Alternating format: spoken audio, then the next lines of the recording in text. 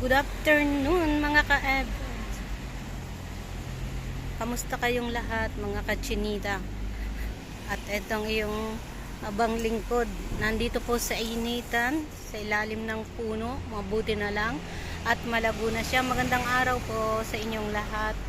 Habang ako'y naghihintay ng bus dahil labas na tayo sa ating trabaho. Pasensya na kung ganito ang aking vlog. Ngayon po ay summer na dito at talaga naman napakainit pag dito uminit dahil po puro samento ang tawag dito, ang paligid. Hindi kagaya sa probinsya na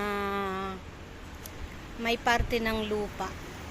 Dito puro samento tapos puro building, kaya pag uminit ang mga building, ayan, mainit talaga at nakakasakit ng balat. Buti na lang dito sa bus stop na paghihintayan ko ay may puno. Ito po ay tinanim nila nung last year at ngayon ay malabo na, nasisilungan na.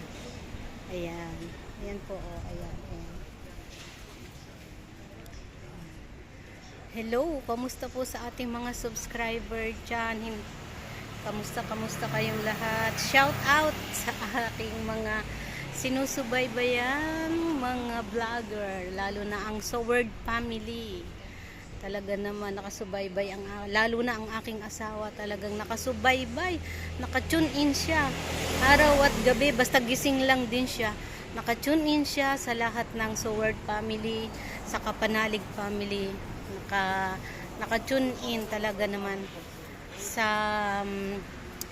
Kubunuto, basta lahat ng Soward nakaano siya sa taga Boria, sa taga Riot family. Ayan, ay naku, talaga po halos kilala niya ng lahat. Kay Kuya Jokes MTV, kilala ko na rin silang lahat. Ayan, alam ko ang pinagdaanan at pinagdadaanan ng Soward family, lalo na yung mga taga Bukana, kay Kuya Dang at kay Lovely. Dasal naming lahat na makayanan at maging okay na sila sa pagdaraan ng araw.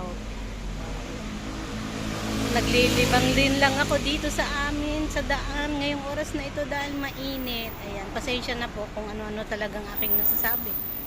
Dahil ngayon ay Friday at day off ko.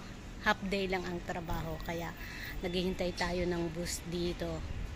Harap ko sa inyo ang daan. Ayan, doon siya manggagaling. Doon sa baba na yon ang bus. Ayan. Ito yung puno. Buti na lang may puno at yun ang prutasan. Ayan. Pero kawawa yung prutas dahil ang init ng hulab ng